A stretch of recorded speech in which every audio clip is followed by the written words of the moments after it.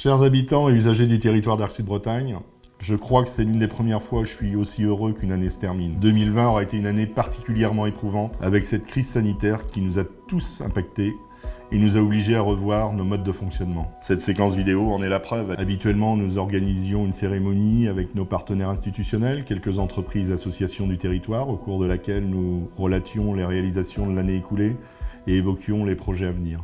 Aujourd'hui, nous devons réfléchir différemment et nous adapter. Je fais donc de cette situation subie une opportunité, celle de ne plus m'adresser seulement à une liste restreinte de personnes, mais de vous présenter mes vœux à tous, habitants, acteurs et partenaires. De cette année 2020, je ne veux retenir qu'une chose, l'adaptabilité puis l'agilité dont nous avons dû tous faire preuve.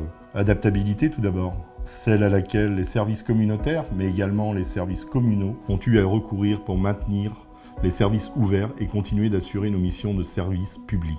Merci à eux d'avoir été au rendez-vous et de s'être mobilisés en dépit des différents protocoles sanitaires.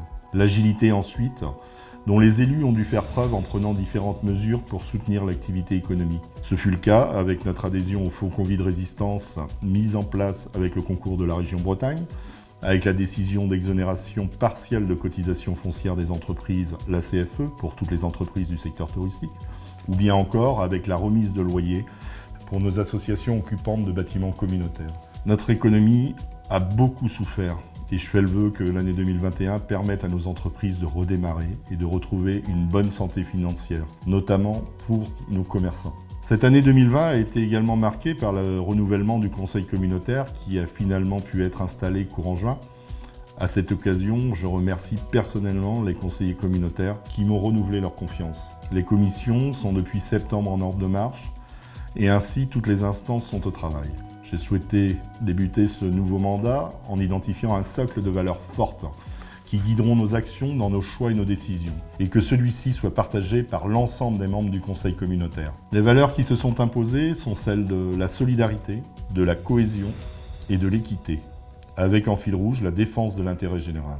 La transparence de nos décisions et la communication sur nos actions, ainsi que la complémentarité entre les structures communales et communautaires sont également des valeurs auxquelles nous attachons beaucoup d'importance. Bien sûr, le débat et la concertation resteront au centre de toutes nos décisions, car elles permettent d'enrichir la décision publique. Parmi les premières actions visibles en 2021, il y aura la construction de la nouvelle maison de service au public, la MSAP, qui débutera tout début janvier. Nous avons fait le choix de positionner cette structure dans un lieu central.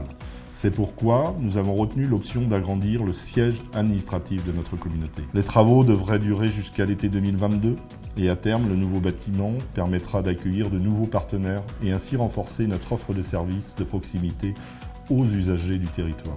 D'un point de vue architectural, nous avons souhaité que ce bâtiment soit construit dans le total respect de notre planète. À titre d'exemple, des panneaux photovoltaïques seront installés sur la toiture afin d'utiliser une énergie renouvelable. Cela m'amène à un deuxième travail sur lequel vous aurez la possibilité de vous exprimer.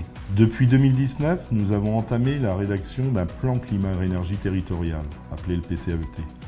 Nous nous sommes fixés plusieurs objectifs, de devenir un territoire à énergie positive à l'horizon 2050. Pour cela, nous avons établi un plan d'action qui se décline en 5 axes de travail, regroupant une quinzaine d'actions identifiées, sur des thèmes tels que l'économie circulaire, la mobilité, la ressource en eau. Je l'évoquais à l'instant, nous avons souhaité nous inscrire dans une démarche de concertation quand cela est possible. Dès le 14 janvier, vous aurez la possibilité de vous exprimer sur ce document, qui sera mis en ligne sur notre site internet.